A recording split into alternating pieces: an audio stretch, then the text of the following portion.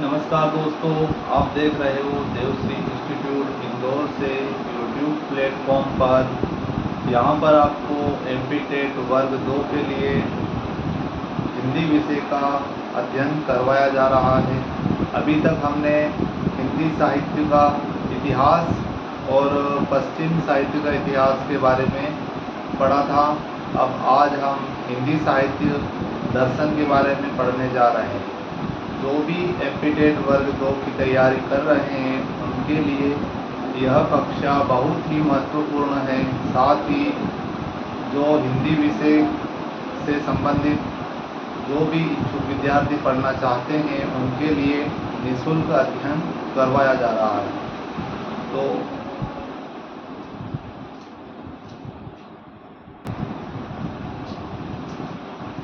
नमस्ते दोस्तों, लाइट जाने के लिए थोड़ी देर के लिए क्लास रुक गई थी और आज हम पढ़ने वाले हैं हिंदी साहित्य का दर्शन, जो कि हिंदी साहित्य का दर्शन पढ़ने के बाद में आपको अगला अध्ययन हिंदी साहित्य के इतिहास के बारे में करवाया जाएगा।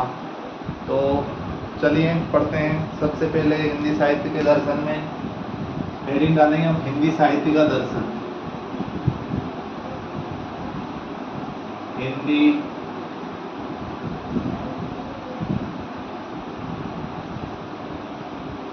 साहित्य का दर्शन।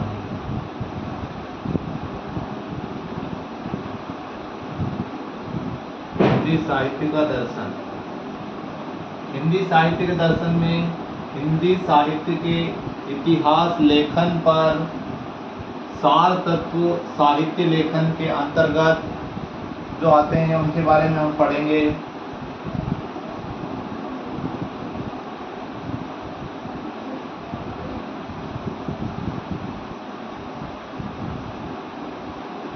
हिंदी साहित्य के इतिहास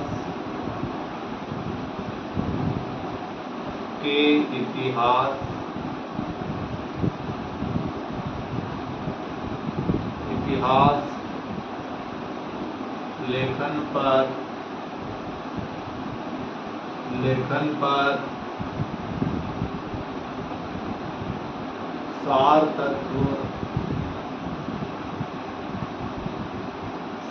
तत्व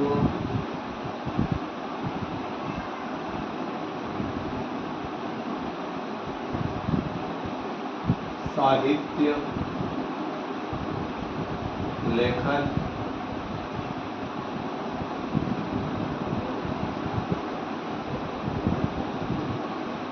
के अंतर्गत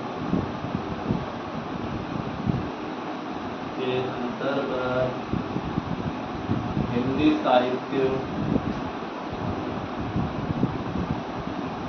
के अंतर्गत हिंदी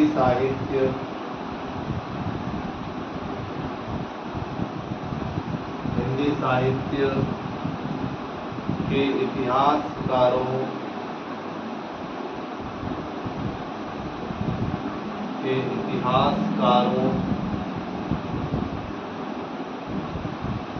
ने कुछ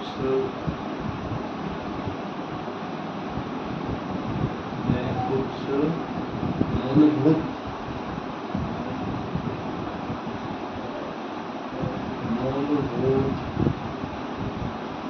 सार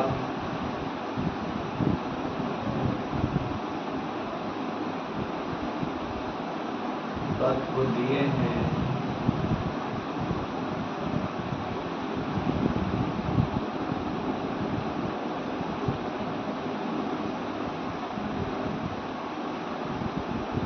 जिनको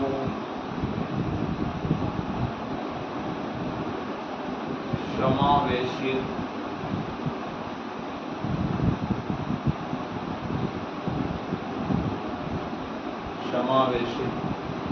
करके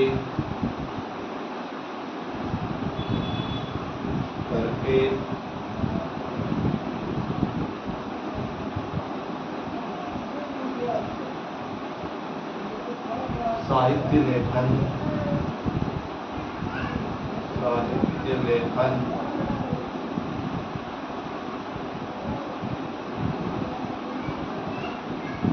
जाना चाहिए।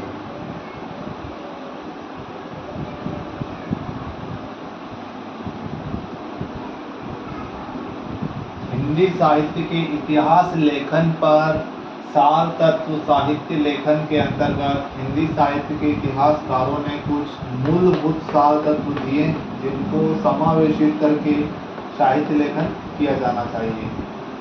साहित्य लेखन करने के लिए क्या महत्वपूर्ण है उसके बारे में ही यहाँ समझाया जा रहा है। अगले लाइन है साहित्यकार की प्रतिभा व व्यक्तित्व का, इसी के बारे में।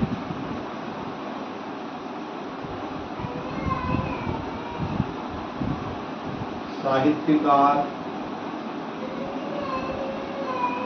की प्रतिभा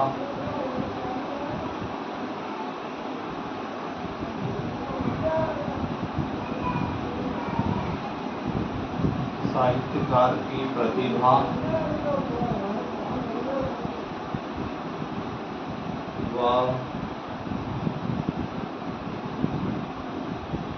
व्यक्तित्व का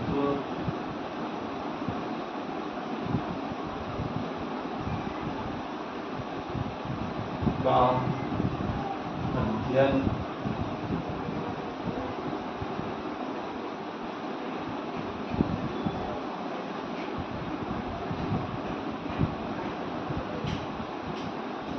करना। साहित्यकार की प्रतिभा व व्यक्तित्व का अध्ययन करना। इसमें अगला पॉइंट है साहित्य व सांस्कृतिक परंपराओं का अध्ययन करना। अगला पॉइंट इसको मिटाने के बाद में लिखेंगे। आप तो इसको नोट कर लीजिए, क्योंकि अगर नोट नहीं करोगे तो समस्या होगी। सही समय पे एग्ज़ाम टाइम पे और उसके पहले भी अगर आप प्रैक्टिस करोगे तो उसके लिए नोट्स बहुत ही ज़रूरी हैं। तो आपसे यह अनुरोध है कि जितना भी हो सके आप नोट्स अवश्य बनाइए। पूरी कक्षा भी साथ में देखिए, साथ में नोट्स भी बनाइए। यहाँ तक आप समझ चुके होंगे। अब इसके आगे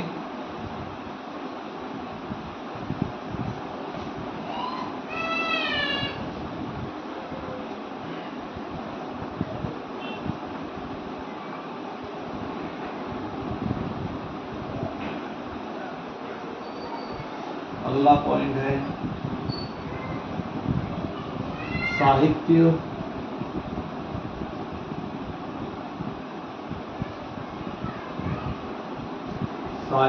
व संस्कृति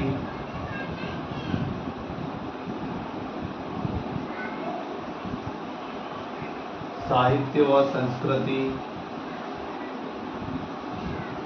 परंपराओं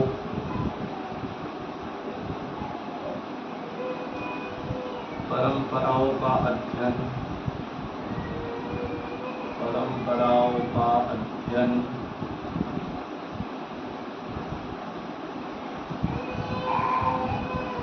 अगला पॉइंट है साहित्यकार की प्रतिभा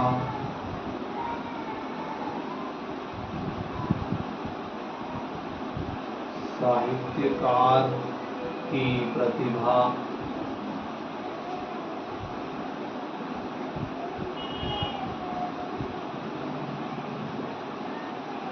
साहित्यकार की प्रतिभा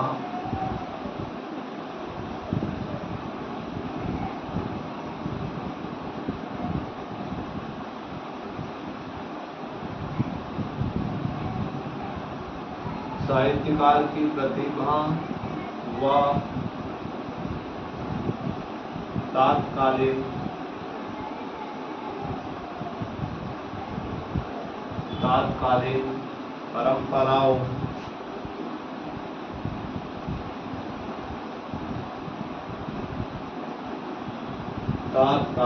परंपराओं का अध्ययन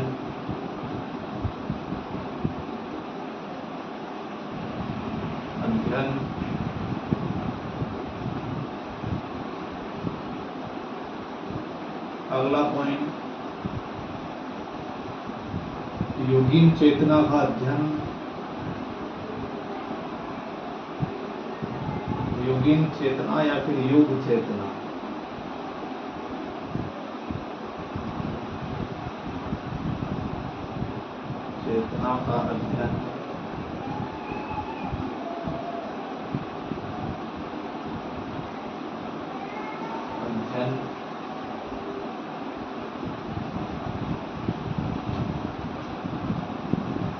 हिंदी साहित्य का इतिहास लिखने के लिए इन तत्वों का विशेष महत्व है तथा हिंदी साहित्य का इतिहास लिखने के लिए इन विकल्पों का ध्यान रखना चाहिए, यही हमें समझना है।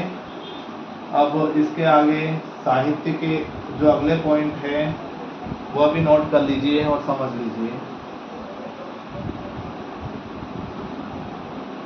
साहित्यकार के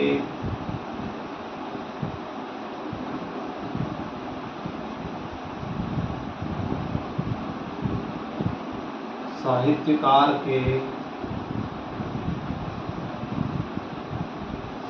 द्वारा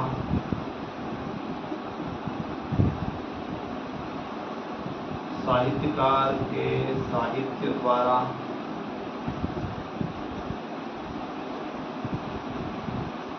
पढ़ने वाला समाज पर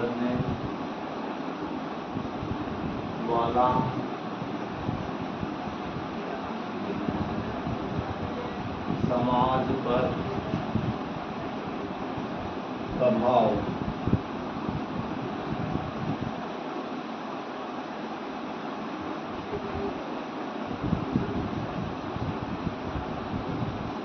तो हिंदी साहित्य का इतिहास लेखन में जो महत्वपूर्ण तत्व है उनको आपके सामने अध्ययन के रूप में यह प्रस्तुत है।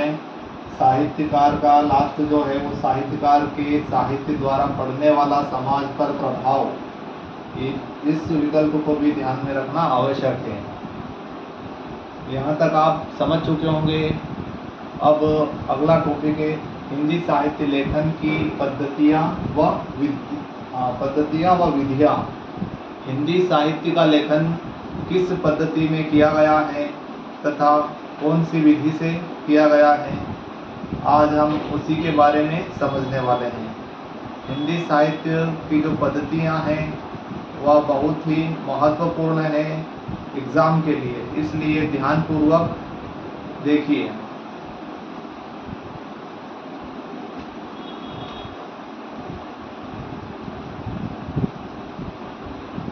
कुछ समझ में ना आए तो कमेंट बॉक्स में अवश्य बताइए।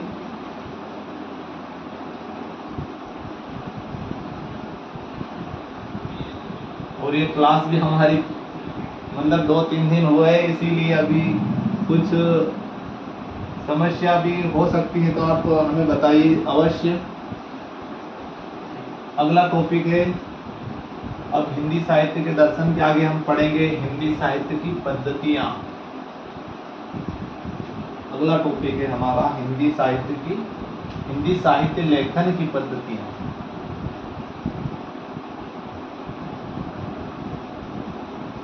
हिंदी साहित्य लेखन की पद्धतियाँ।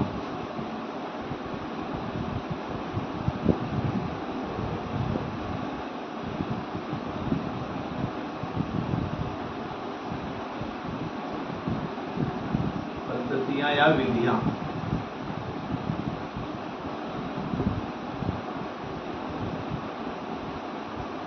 पद्धतियाँ या फिर विधियाँ, है ना। हिंदी साहित्य का इतिहास लिखने में कौन सी पद्धति महत्वपूर्ण साबित हुई है, आज हम उसका अध्ययन यहाँ करने जा रहे हैं। साथ ही में हिंदी साहित्य के इतिहास लेखन में कौन कौन सी पद्धतियाँ अपनाई गई, उन सभी पद्धतियों का वर्णन इस टॉपिक के माध्यम से हम करने जा रहे हैं। तो सबसे पहले हम इसके बारे में जानते हैं हिंदी साहित्य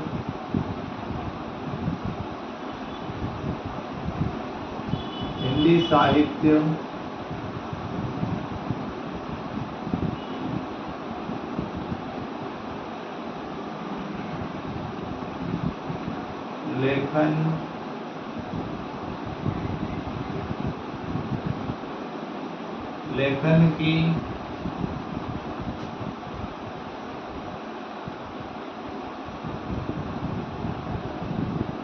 कालखंड के अनुसार, कालखंड अनुसार या कालखंड के अनुसार, कालखंड अनुसार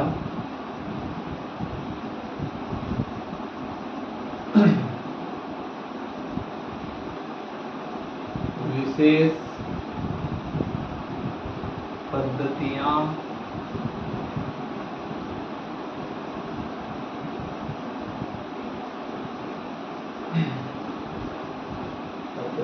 प्रचलित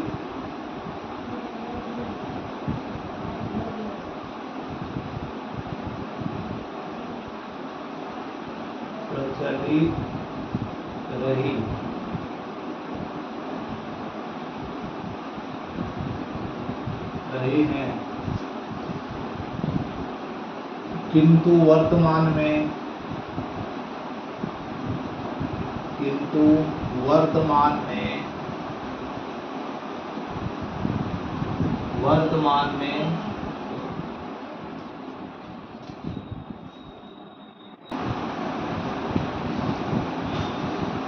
लाइट जाने के कारण हमारी क्लास थोड़ी देर के लिए रुक गई थी, तो आगे समझिए। किंतु वर्तमान में समय, किंतु वर्तमान समय में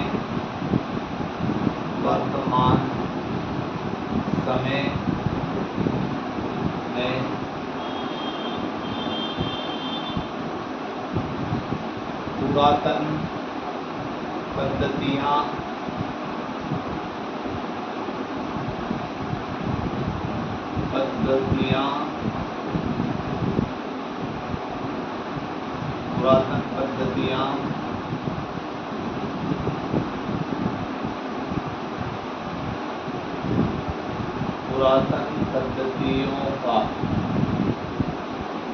पुरातन पद्धतियों का प्रयोग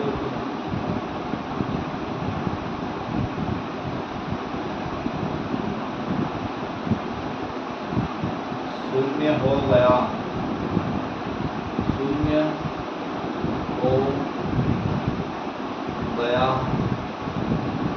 है।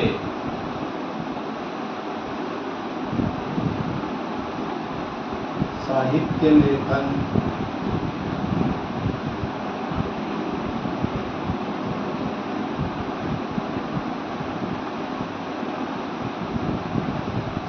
लेखन की सभी पद्धतियां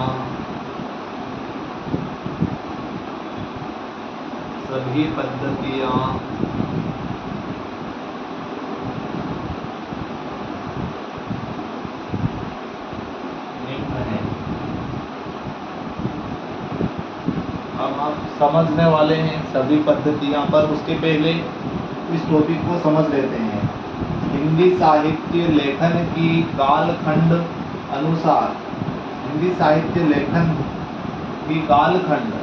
अनुसार विशेष पद्धतियां प्रचलित रही हैं, किंतु वर्तमान समय में पुरातन पद्धतियों का प्रयोग शून्य हो गया है।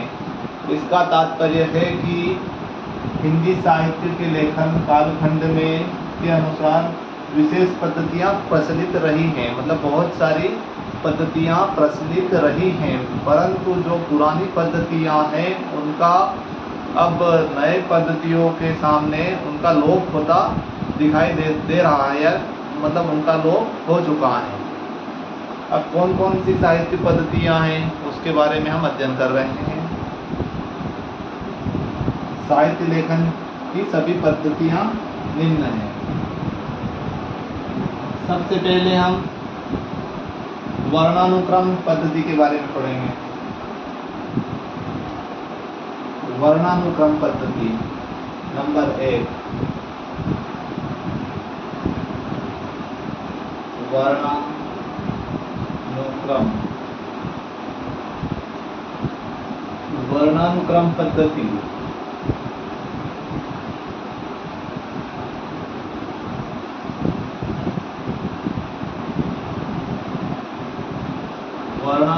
पद्धति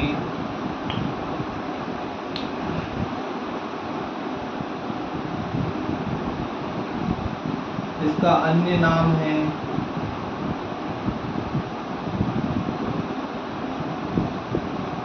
अन्य नाम वर्णमाला पद्धति।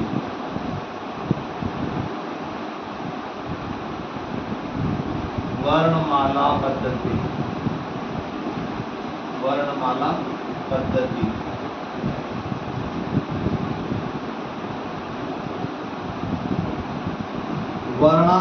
वर्णानुक्रम पद्धति का अन्य नाम वर्णमाला पद्धति है।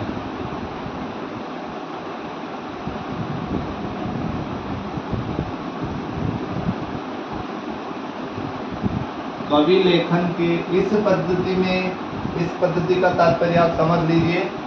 वर्णानुक्रम जो पद्धति थी उसके अंदर जो साहित्य लेखन किया जा रहा था, उसके अंदर जो कवि के जो नाम होते थे उनके आधार पर, उनके जो नाम का पहला अक्षर होता था उसी के आधार पर उनका काल का वर्णन किया जाता था।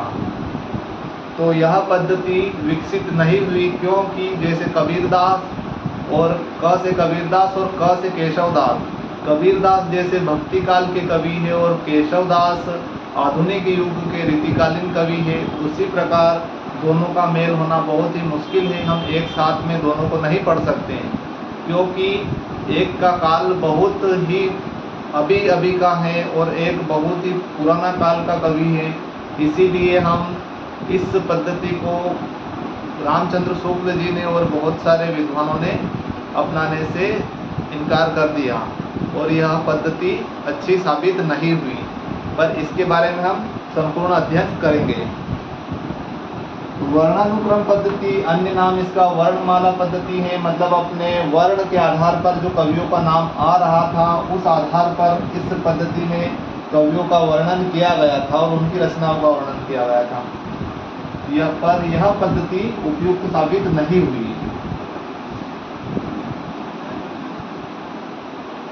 कवि या लेखक, कवि लेखक के नाम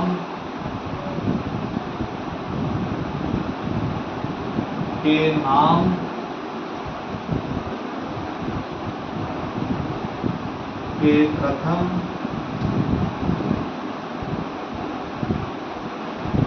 प्रथम वर्ण के आधार पर, वर्ण के आधार पर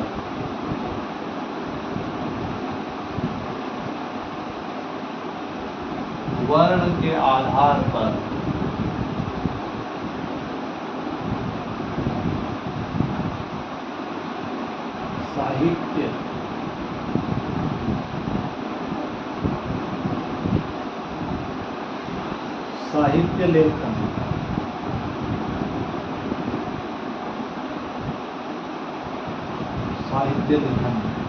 यानी कि वही कवि या लेखक के नाम के प्रथम वर्ण के आधार पर साहित्य का लेखन इसमें किया गया था।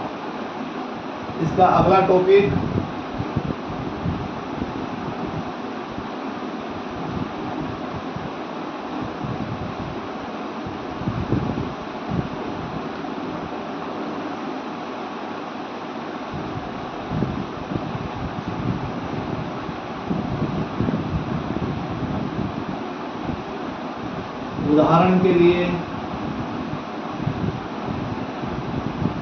उदाहरण के लिए जैसे कबीर व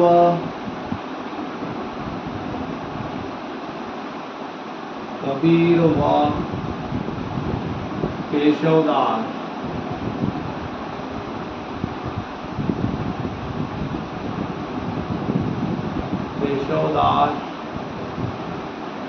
का विवेचन या वर्णन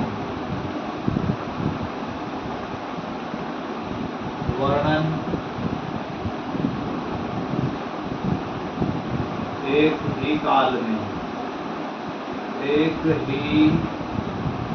में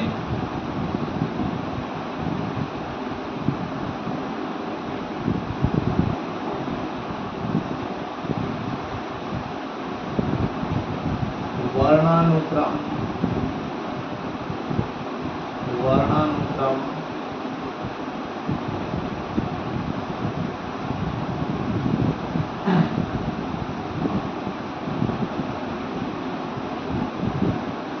एक ही काल में। ठीक है, अगला पॉइंट नीचे लिख लीजिए। वर्णानुक्रम पद्धति के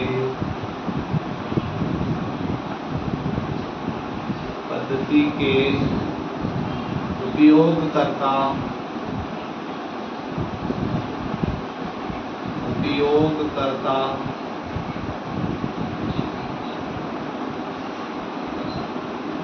मतलब इस पद्धति का उपयोग किस विद्वान के द्वारा किया गया, उसी के बारे में हम समझ रहे हैं और पढ़ रहे हैं। तो इस पद्धति का उपयोग गारसा दा तासी, किसने किया था? नंबर 1 गारसा दा तासी। गारसा दा तासी।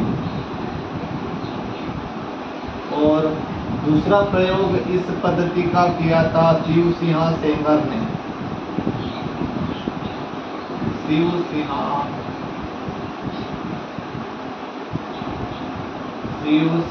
सेंगर।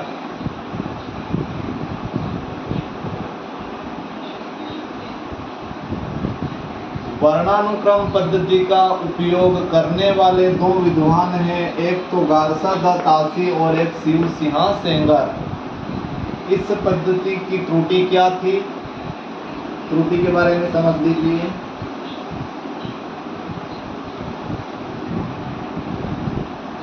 त्रुटि,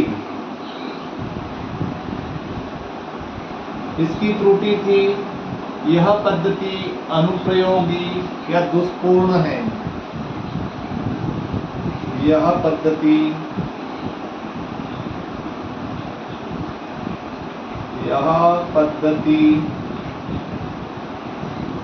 अनुपयोगी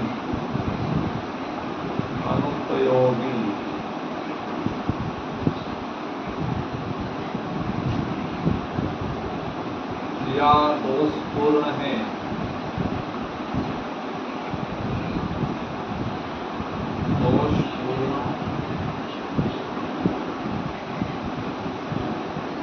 दोषपूर्ण है।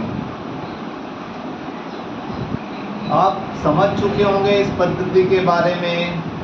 वर्णानुक्रम पद्धति, वर्ण के पहले, नाम के पहले वर्ण के कारण दो कवि जो अलग अलग काल के हैं उनका एक ही काल में वर्णन होना गलत है।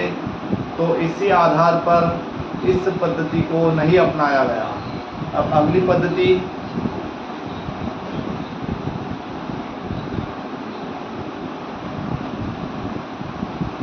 वर्णानुक्रम पद्धति के बाद में अगली पद्धति जो है वह कालानुक्रम पद्धति है, जो काल के आधार पर या जन्म तिथि के आधार पर उपयोग में लाई गई।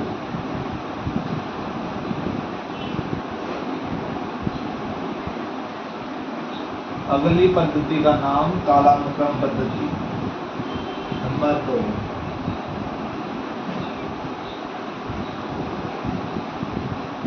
कालानुक्रम पद्धति।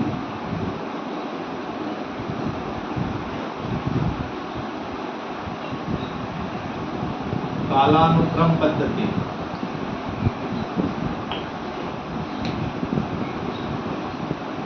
कवि व लेखक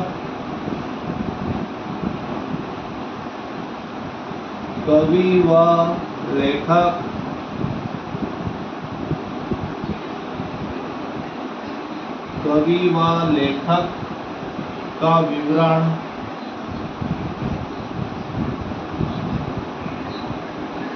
विवरण उनकी जन्म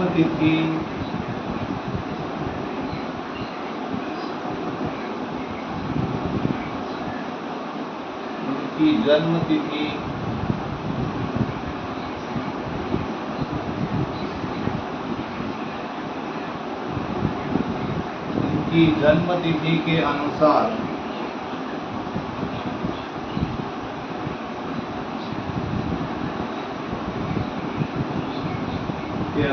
वर्णन वर्णन, जिसे कालानुक्रम पद्धति कहा जाता है। इस पद्धति का उपयोगकर्ता जिन्होंने इस पद्धति का उपयोग किया है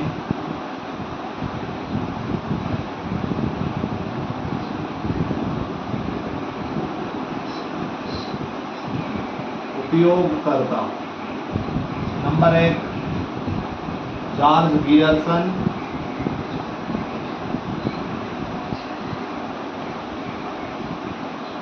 जॉर्ज गियर्सन,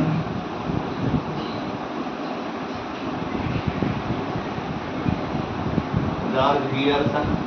अगले विद्वान मिश्र बंधु,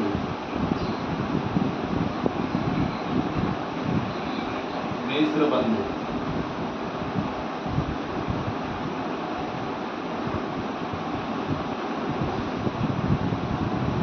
कालानुक्रम पद्धति का उपयोग करने वाले विद्वान जॉर्ज गियर्सन और मिश्र बंधु है, जिन्होंने इस पद्धति को अपनाया।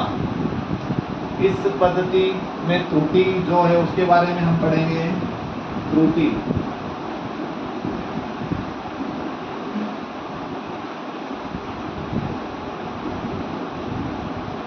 जन्म तिथि की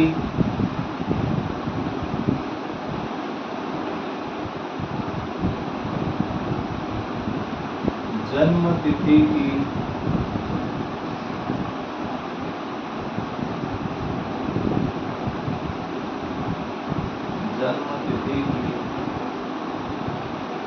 जानकारी स्पष्ट ना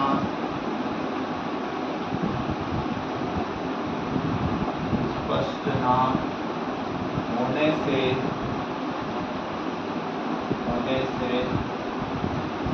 केवल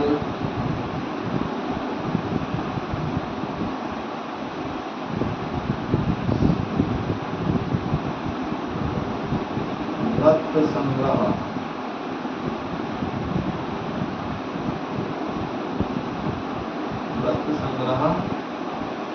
बनेगा। यानी कि इसका उपयोगकर्ता थे कालानुक्रम पद्धति के जॉर्ज गियर्सन और मिश्र बंधु, पर इस पद्धति में जो काल के आधार पर उन्होंने जो जॉर्ज गियर्सन और मिश्र बंधु ने जो इस पद्धति को अपनाया था, तो इस पद्धति में त्रुटि रही कि सभी कवियों की जन्मतिथि याद नहीं होने के कारण यह पद्धति अनुपयोगी हो गई या दोषपूर्ण रही। अब अगली पद्धति के बारे में हम समझने जा रहे हैं। आशा है कि आप अच्छी तरह से यह पद्धति समझ चुके होंगे। अगली पद्धति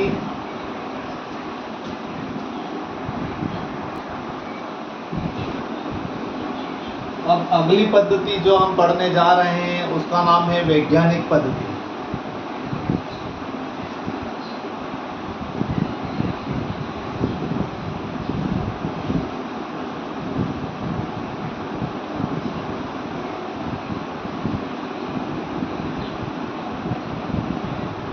वैज्ञानिक पद्धति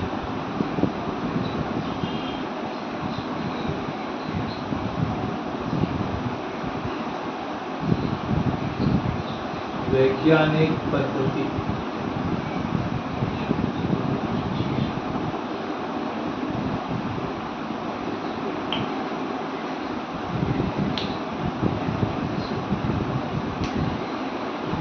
इतिहास लेखन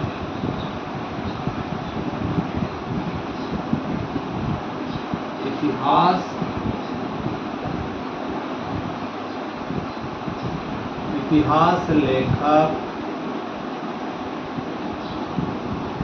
पूर्णतः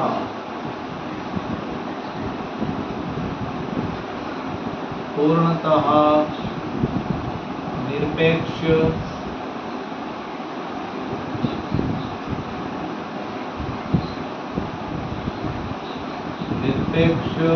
व तटस्थ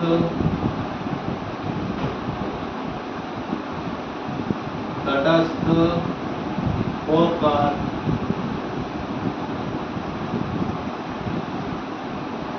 लेखन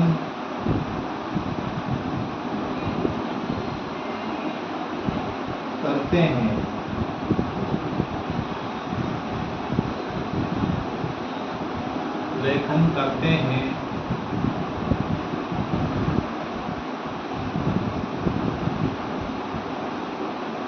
और महत्वपूर्ण तथ्यों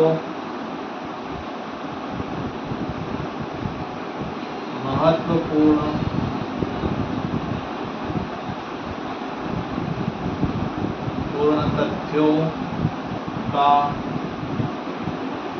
केवल संकलन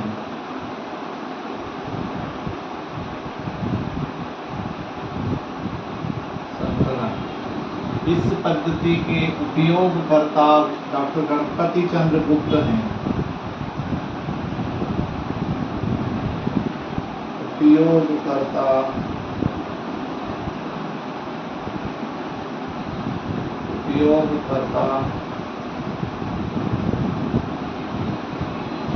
डॉक्टर गणपति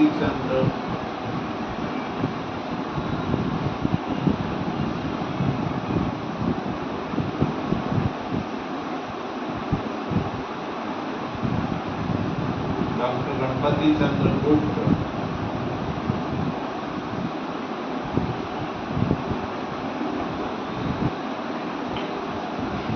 इस पद्धति की जो त्रुटि है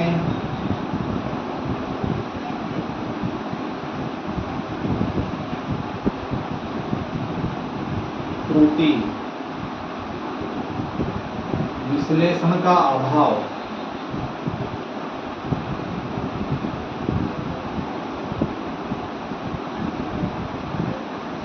विश्लेषण का अभाव।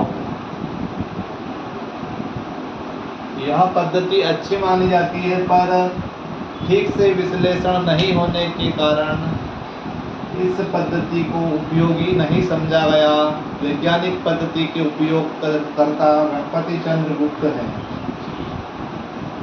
आशा है आप यह पद्धति भी समझ चुके होंगे। पद्धति नंबर 3। इसके साथ ही हम अगली पद्धति जो बहुत ही महत्वपूर्ण है, जिस पद्धति के माध्यम से हिंदी साहित्य का इतिहास लिखा गया और हिंदी साहित्य का वर्णन किया गया, उस पद्धति के बारे में हम समझने जा रहे हैं, जिसका नाम है विधेयवादी पद्धति।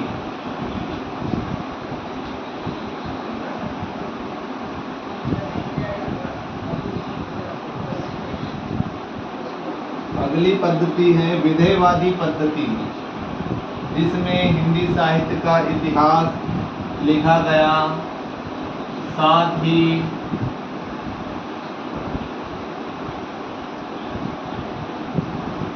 विधेयवादी पद्धति।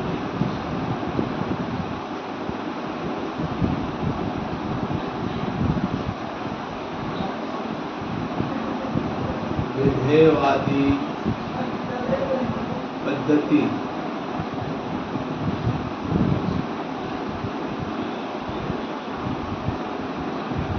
विधेयवादी पद्धति हिंदी साहित्य का इतिहास लिखने में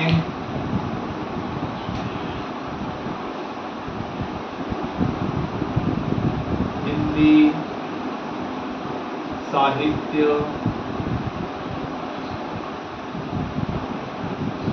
का इतिहास लिखने में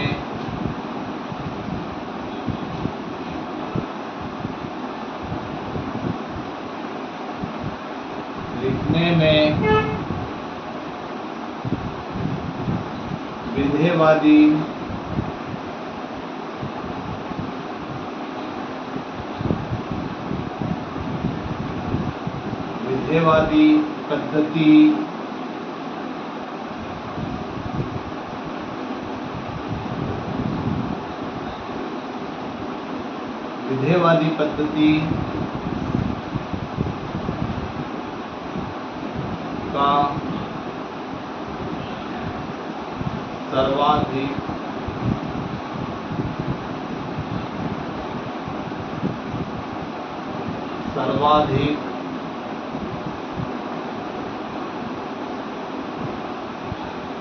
प्रयोग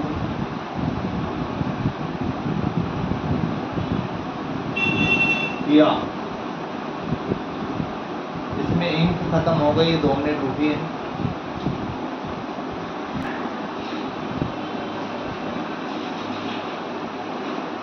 किया जाता है।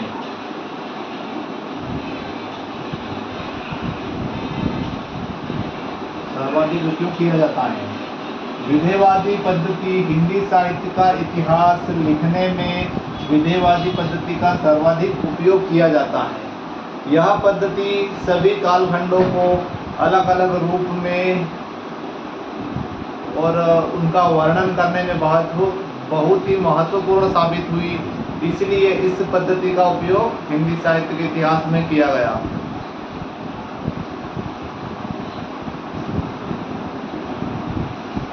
इसके अंतर्गत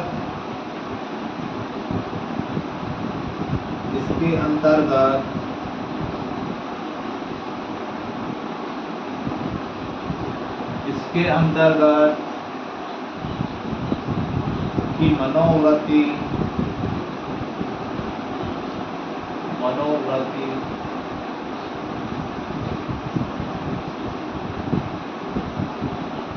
अथवा मानसिक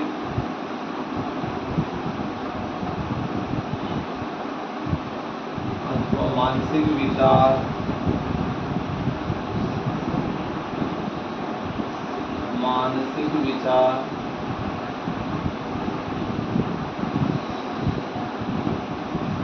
को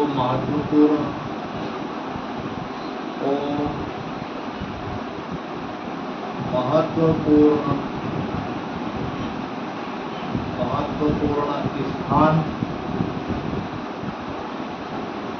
दिया जाता है।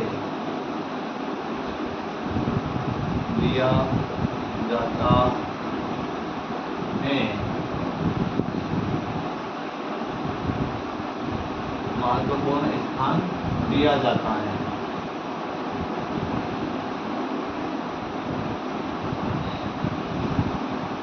साथ ही इसके अंदर मनोवृत्ति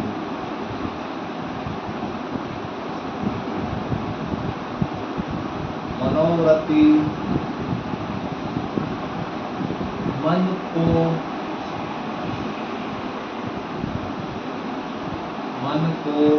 तथा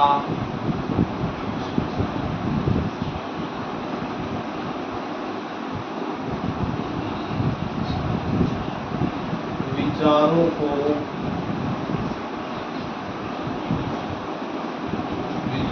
को पढ़ने की दशा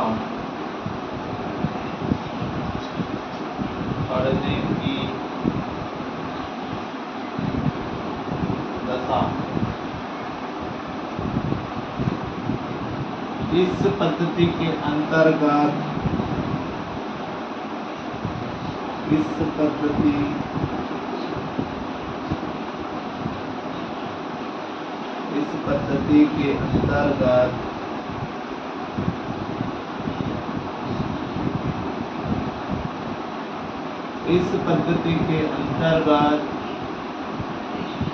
प्रसिद्ध इतिहास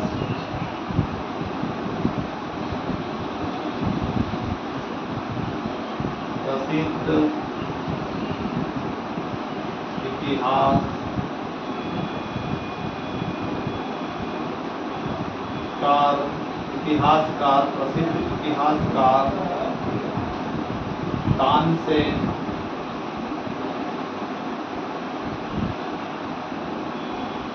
तानसेन महोदय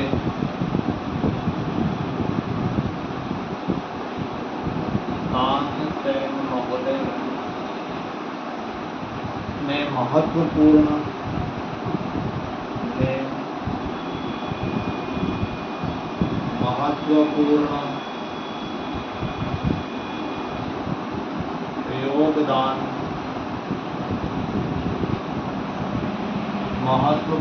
योगदान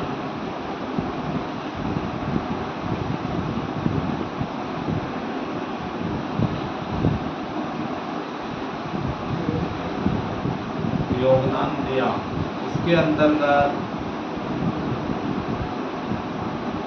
इसके इसके अंतर्गत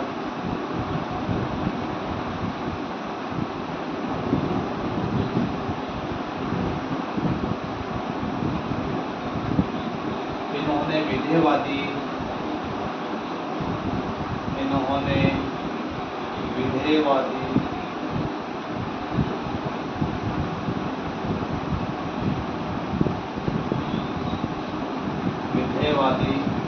तो ऊपर लिख दीजिए, सर का मिटाना पड़ेगा। उसके पहले आपको समझा देता हूँ। हिंदी साहित्य का इतिहास लिखने में विधेयवादी पद्धति का सर्वाधिक महत्व रहा, इसका उपयोग किया गया। इसके अंतर्गत मनोवृत्ति अथवा मानसिक विचार को महत्वपूर्ण स्थान दिया गया। साथ ही मनोवृत्ति मन को तथा मनोवृत्ति का क्या अर्थ है वह भी समझाया गया है। मनोवृत्ति मन को तथा विचारों को पढ़ने के दशा इस पद्धति के अंतर्गत प्रसिद्ध इतिहासकार तानसेन महोदय ने महत्वपूर्ण योगदान दिया। तानसेन महोदय एक विदेशी इतिहासकार थे जिन्होंने इसके अंदर महत्वपूर्ण योगदान दिया।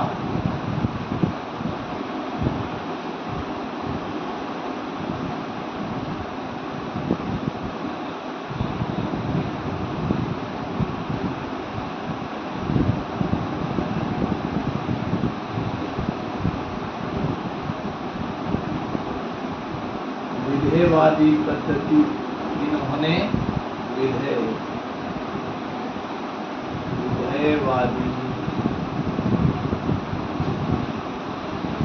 पद्धति विधेयवादी पद्धति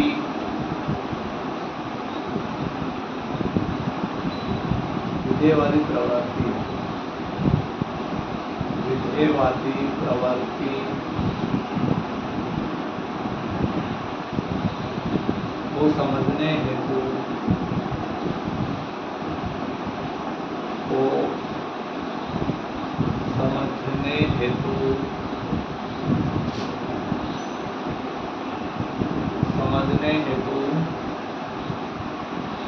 तथा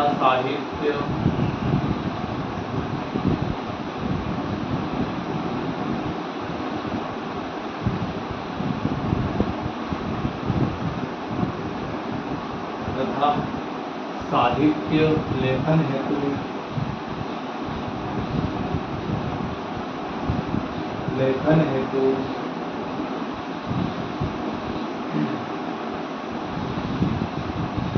तीन भागों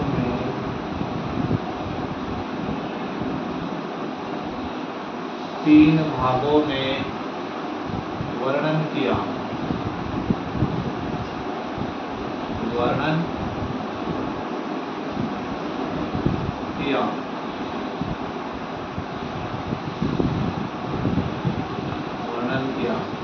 वो तीन भाग थे।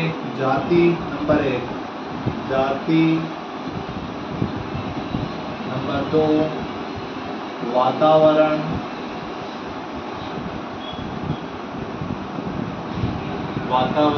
या क्षण विशेष या क्षेत्र विशेष।